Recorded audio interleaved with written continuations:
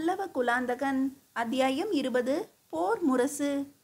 ராஜ நர்த்தகியின் மாளிகையின் உப்பரிகை நிலா முற்றத்தில் சிம்மாசனமிட்டு அமர்ந்திருந்தான் ஆதித்தன். தென்றல் இதமாக வீசிக்கொண்டிருந்தது. கிழக்கே பெரியதொரு செம்பொன் தாம்பாளமாக பூரணச்சந்திரன் உதயமாகிக் கொண்டிருந்தான். மரங்கள் கருநிழலாக மாறி வந்தன. கூடுகளுக்கு திரும்ப வேண்டிய நேரம் கடந்து தாமதமாகிவிட்டதை உணர்ந்து ஒன்றிரண்டு பறவைகள் அவசரமாக சிறகடித்து விரைந்து கொண்டிருந்தன. மெரிதான வெண்துகில் அணிந்து நிலா முற்றத்தின் சுற்றுச்சுவர் ஓரமாக நின்று சந்திர உதயத்தை பார்த்து கொண்டிருந்தாள் அபிமானவல்லி. தென்றல் அவள் கேச இழைகள் சிலவற்றையும் மேலாடையையும் அலைப்புறச் செய்தது. ஆதித்தன் இதயமும் அவற்றுடன் சேர்ந்து படபடுத்தது. இந்த எழில் பாவையிடம் தொடர்பை அவன் ஏற்படுத்தி கொண்டதற்கு அந்தரங்கமான காரணம் இருந்த போதிலும் அந்த காரணத்தையும் மீறி கவர்ச்சியும் படிப்படியாக அவனை அடிமைப்படுத்தி இருப்பதை அவன் தனக்குத்தானே மறுக்க முயன்று தோல்வி கண்டு வந்தான். இளங்கோ பிச்சியின் மனம் இதை அறிந்து வேதனையுறும் என்பதை அறியாதவனல்ல ஆதித்தன். ஆயினும் இவளை காண வருவது கவர்ச்சிக்காக அல்ல, கடமைக்காகவே என்று தன்னை தானே சமாதானப்படுத்தி கொண்டு அடிக்கடி வந்து போனான். உள்ளம் அவனை இதற்காக இடித்து காட்டவும் தொடங்கியது.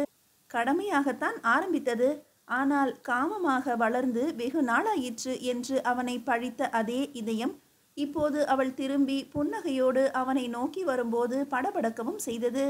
மெலிதான வெண்துகிலுக்கு பின்னால் அவளது உருவம் கருநிழலான வடிவமைப்பில் அவன் கண்களுக்கு விருந்தாகி சிந்தனையை அழித்து கிறுகிறுக்க வைத்தது.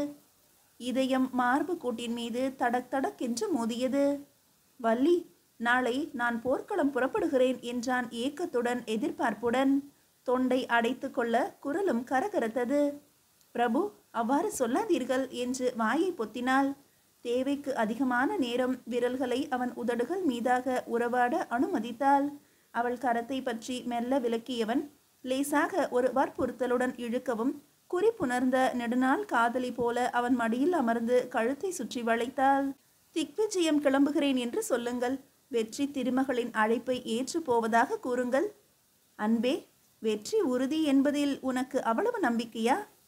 கன்னங்களை வருடி இரு கரங்களாலும் அவன் முகத்தை ஏந்தினாள். அவன் கண்களை உற்று பார்த்து புன்னகைத்தாள். ஐயம் என்ன பிரபு? சோழர்களின் 600 வருட அடிமை வாழ்வுக்கு பழிக்கு பழி வாங்கி சரித்திரத்தில் ஏற்பட்ட களங்கத்தை துடைத்து புதிய வரலாறு எழுதப் போகிறீர்கள். பல்லவேந்திரனை தேர்காலில் கட்டி இழுத்து வரப்போகிறீர்கள். தஞ்சை தலைநகருக்கு வெற்றி வீரராக திரும்புவீர்கள்.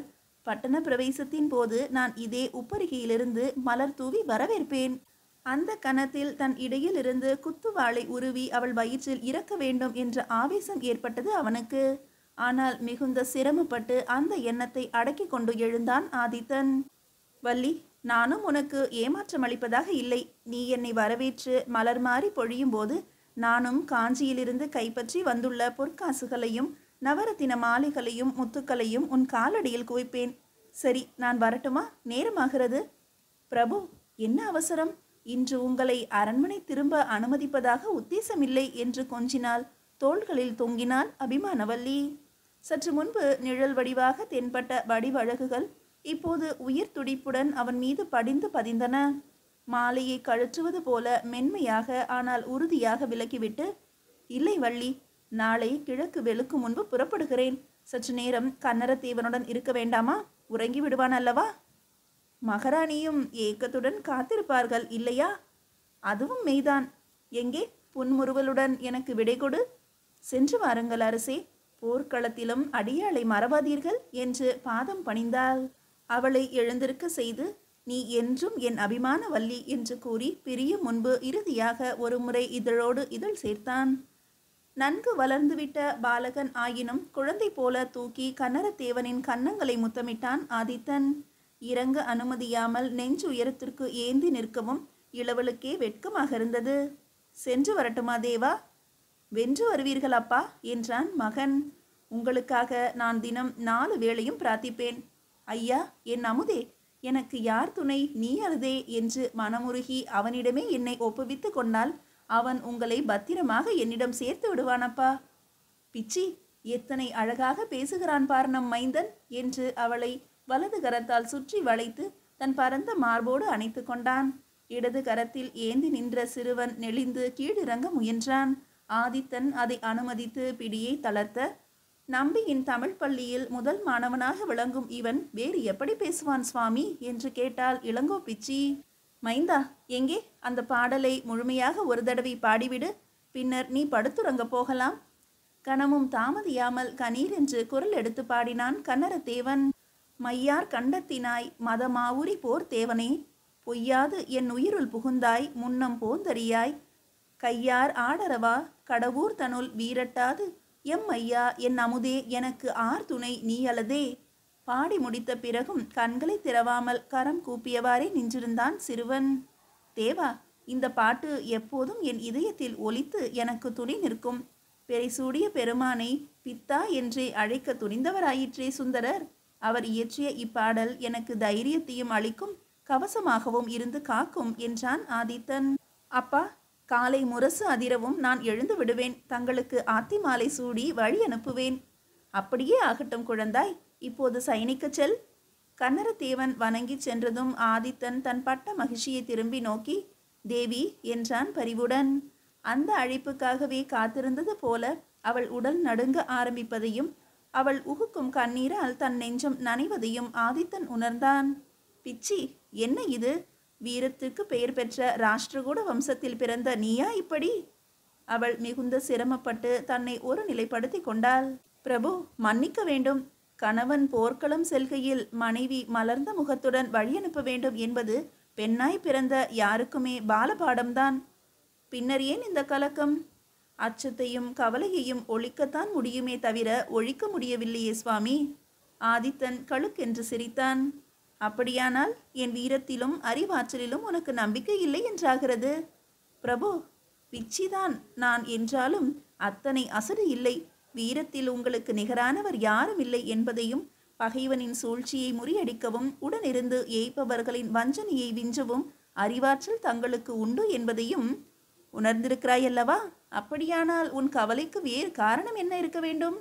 பிரபு, இந்த பேதையை மன்னியுங்கள். எனக்கு கவலை என்பதை விட பேராசை என்று கூறலாம். உங்கள் இதயத்தில் எனக்கு ஒரு சிறிய இடமேனும் நிரந்தரமாக இருக்க வேண்டும் என்ற பெரும் விருப்பம். இதற்குத்தானா இத்தனை பயம் என்று கூறி அவள் கரம் பற்றி மயில் போன்ற அமைப்புடைய மஞ்சத்துக்கு அழைத்து போய் அமர்ந்து மடியிலே கிடத்தி கொண்டான். குனிந்து அவள் முகம் பார்த்து கண்ணோடு கண் நோக்கி சொன்னான், காஞ்சியை வெல்வேன். 2 பிரம்மாதி ராஜர்களை தேர்ந்தெடுத்து அவர்களுடைய கூட்டு பொறுப்பில் ஆட்சியை ஒப்படைத்துவிட்டு திரும்புவேன். தஞ்சையில் நீயும் மக்களும் அளிக்கும் மகத்தான குதூகல வரவேற்பை ஏற்பேன். சில காலம் சென்று மீண்டும் உன்னையும் அழைத்து கொண்டு சோநாட்டின் வடதிசை தலைநகருக்கு போவேன். இதற்குள் யுத்தத்தின் அல்லல்கள் தீர்ந்து மக்கள் அமைதியுற்று இருப்பார்கள். சோழ பேரரசின் ஆட்சி முறை சிறப்பை உணர்ந்து மகிழ்ந்தும் இருப்பார்கள். நமக்கு கோலாகல வரவேற்பு தருவார்கள். பட்ட மகிழ்ச்சியாகிய உன்னையும் அரியாசனத்தில் என் அருகே அமரச் செய்து பல்லவ சோழனாக மகுடாபிஷேகம் செய்து கொள்வேன். பிரபு, என் பேராசை அத்தனை விரிவானதல்ல. நான் கோருவது அரியாசனமும் அல்ல, உங்கள் இதயாசனத்தில் நிரந்தர இடத்தைத்தான். பிச்சி, நீ வெகு எளிதாக தப்பித்து கொள்ள பார்க்கிறாய். இதயத்தில் இடம் பிடித்தால் மட்டும் போதும் என்றால் அது வெகு சுலபம். அதற்கு என் உறுதிமொழி போதும். ஆனால் இதய ஆசனத்துடன் அரியாசனத்தையும் பங்கு கொள்ள வேண்டும். அது தகுதி உனக்கு வேண்டும். அந்த தகுதி வீரத்தை மட்டும் அல்ல, தியாகங்களையும் உள்ளடக்கியது. புரிகிறதா அன்பே? அவன் கரத்தை பற்றி கண்களில் ஒற்றிக்கொண்டு முத்தமிடவும் செய்தாள். பிரபு, தங்கள் இதயத்தில் எனக்கு நிலையான சிறு இடம் ஒதுக்கப்பட்டிருப்பதை அறிந்த பின் எப்பேற்பட்ட பெரும் பொறுப்பானால் என்ன, அல்லது இழப்பானால்தான் என்ன, இலகுவாக ஏற்க நான் சித்தமாகி விடுவேன். பிச்சி, நான் இங்கில்லாத நேரத்தில் நாடாள வேண்டியவள் நீதான். மனதை உறுதியாக வைத்துக்கொள். நாளை நான் போர்க்களம் கிளம்பும் போது நிம்மதியான மனநிலையுடன் புறப்பட விரும்புகிறேன். உன் மனம் அமைதி இழந்தால் எனக்கும் நிம்மதி கிட்டாமல் போகும். எழுந்து அமர்ந்தவள் அவன் தோளில் தலை சாய்த்து, முழு மன அமைதியை உங்கள் சொற்கள் எனக்கு அளித்து விட்டன பிரபு. என்னை விட பாக்கியசாலியார் என்றால் மறுபடியும் கண்ணீர் பெருகியது ஆனந்த பரவசத்தில். அதனை அன்பான அரவணைப்பால் மேலும் அதிகரித்தான் ஆதித்தன். பால் நிலவு அரண்மனை உத்தியாவனத்தை சொப்பனலோகமாக செய்து கொண்டிருந்தது. பல்வேறு நிற மலர்கள் மங்கிய நில ஒளியில் லாவண்யத்துடன் திகழ்ந்து பூந்துகிலை போர்த்தி கொண்ட வன தேவதைகள் போல தென்றலில் அசைந்தாடி சிரித்தன. இரவு நேர மலர்களின் மனம் கனமாக சூழ்ந்தது. எங்கோ தூரத்தில் கூகை ஒன்று எழுப்பிய ஒலி கூட நிசப்த கீதத்துக்கு சுருதி சேர்ப்பது போலவே தோன்றியது. இவை எதையும் உணராதவனாக ஏதோ யோசனையுடன் மெல்ல நடை பயின்று கொண்டிருந்தான் குலாந்தகன். உறக்கம் வரவில்லையா என்றாள் கடம்பமாதேவி அவன் எதிரே தோன்றி. உனக்குமா என்றான் பெருமூச்செறிந்து. அது உங்களுக்கு அதிசயமாக தோன்றுகிறதா என்றாள் அவள். இல்லை, விரகதாபம் நமக்கு பொது சொத்தாகிவிட்டது என்று விரக்தியுடன் நகைத்தான் குலாந்தகன். நாளை பிரிகிறோம் என்றாள். நீங்கள் திரும்பி வரும்போது நான் இங்கிருப்பேனா என்பது தெரியாது. ஒருவேளை சேர நாடு திரும்பி இருக்கலாம். திடுக்கிட்டு நிமிர்ந்தான். ஏதோ அது பேரிழப்பாகிவிடும் போல அவனுக்கு தோன்றியது.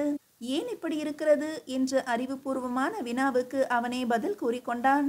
அவளுக்கும் கேட்கிற மாதிரி உரக்கவே பேசினான். இல்லை தேவி, கூடாது. வெற்றி திருமகள் உன் உருவில்தான் சோநாட்டுக்கு அருள் பாலிக்க வந்திருப்பதாக நான் கருதுகிறேன். நாங்கள் வாகை சூடி திரும்பும்போது நீ அவசியம் இங்கே இரு. எமது வெற்றியை உனது காலடியில்தான் சமர்ப்பிக்க வேண்டும். பெரிய பெரிய வார்த்தைகளை உதிர்க்கிறீர்கள். இப்போதே என் இதயம் உங்கள் காலடியில் சமர்ப்பிக்கப்பட்டிருப்பதை உணராமல் என்றால் ஏக்கத்துடன் ஒரு விம்மலும் வெளிப்பட்டது. தேவி, உனது கோமளமான இதயத்தை புண்படுத்துகிற இந்த நீசனை மன்னித்துவிடு என்றான். வீரரே, புண்படும் மனம்தான் பண்படவும் செய்யும். எனவே உங்கள் உதாசீனத்தையும் நன்மையாகவே கருதி ஏற்கிறேன். என்ன வார்த்தை சொன்னாய்? உன்னை உதாசீனம் செய்வதா? தேவி, நீ என் பாதங்களில் வைத்த உன் இதயத்தை நான் எட்டி உதைத்து விடவில்லை. பொக்கிஷமாக எடுத்து பாதுகாத்து புனிதமாக கருதி போற்றுகிறேன். வாழ்க்கையே வெறுத்து போன நிலையில் அதில் திரும்பவும் நம்பிக்கையை துளிர்விட செய்தவள் நீ. உன் அன்பும் ஆர்வமும் எனக்கு அளவிலா சக்தி அளிக்கின்றன. பதிலுக்கு என்னுடைய உள்ளத்தை உன் மென்மையான பாத கமலங்களில் வைக்காதது ஒன்றுதான் என் தவறு. அன்பரே, உமது மனம் மாறும். போரிலே உங்கள் வெற்றிக்கு உதவப் போகும் திருமகள் காதலிலே எனது வெற்றிக்கும் துணை நிற்பாள். நம்பிக்கையுடன் பிரார்த்தித்தபடி நான் காத்திருப்பேன். இரவின் மௌனத்தை கலைத்த முரசொலி வீரர்களை துயில் எழுப்பி படை கிளம்ப வேண்டிய தருணம் நெருங்கிவிட்டதை உணர்த்தியது. மீதியை அடுத்த அத்தியாயத்தில் காணலாம்.